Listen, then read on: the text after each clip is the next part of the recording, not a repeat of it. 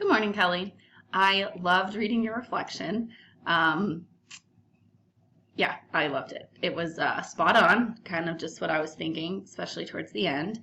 I loved how you summarized your thoughts, and I just loved your honesty throughout the whole piece. Every paragraph was honest and open and very reflective, so it was nice. Your author's agenda was to reflect on your experience. I think you did that very, very well. Not only your experience in the course, but your experience as a teacher overall. Your years of experience, you kind of put all that together. Your experience plus the experience in this course and how it all related. Let's see, going on with the author's agenda, determine 2 or more central ideas as part of your reflection related to the course, and organize your reflection to be engaging and understandable for the audience. Okay, first, going back to your author's agenda, reflect on your experience in this course. The opening paragraph is very reflective. Let's see. You started out, I liked the last sentence of your first paragraph. My approach to teaching writing has not been changed by this course. It has just been solidified by professional readings, research on writing practices, and my deep appreciation and enjoyment for teaching writing to my students. That kind of sets the tone for the whole piece, that nothing was changed, it was just solidified. And then you follow up really nicely with that in the end, just kind of saying, my real-world experiences as a writing teacher take me further than any textbook, assignment, or feedback that I may have received in this course. This course was well intended, I have no doubt, but the design of this course and the requirements took my joy of writing for a moment, 8 weeks to be exact. Next week, I will be back at it as a teacher of writing, where I find joy.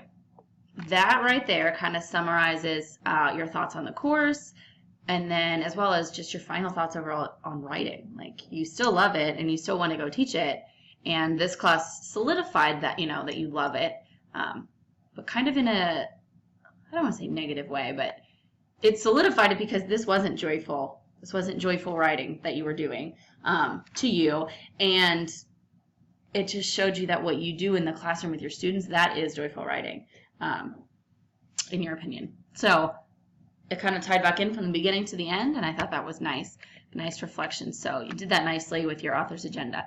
The next thing would be to determine 2 or more central ideas as part of my reflection related to this course. You have a lot of central, you hit on you answered every question thoroughly. You talked about, let's see, you talked about the Common Core, or the core content and the Common Core standards, and how they've always used them to guide your instruction. And I think that ties back into this class, because that's what we've been working with to, to write our standard, writing pieces. So let's see, the standards ensure with great planning and implementation that my students will be exposed to various genres of writing audiences, effective skills, integrate reading and writing content, and end not only with a writing product, but with students who better understand what it takes to be an author. I kind of feel like that was the point of a lot of our writing assignments, and so you tied back in with the class, just a central idea that we were required to touch on, and you did nicely. This next paragraph is one that I really, really liked. It was very reflective, you really summarized nicely.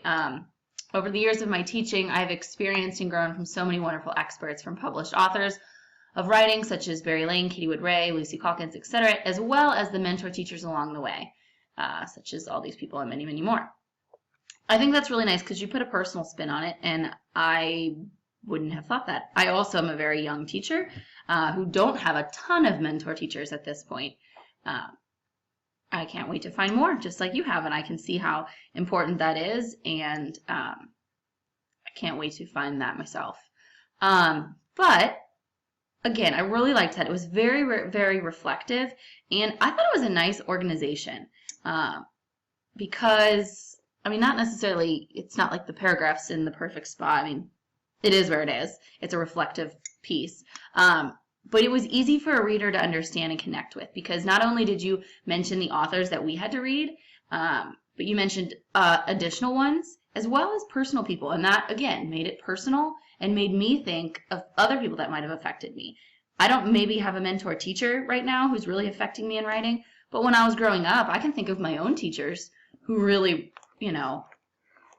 looking back, maybe not in the moment, but looking back, really changed how I think about writing. So I thought that was really nice. It was a great way to connect with your audience without maybe even meaning to. So that was nice. You talk about your professional resources, trainings, and the wonderful teachers who've led the way with, opened their arms. I love that you say that you're a lifelong learner as it relates to reading or to writing and teaching. I think that's nice. I mean, every teacher, everybody should want to be a lifelong learner, but I like that you're reflecting upon that and discussing that.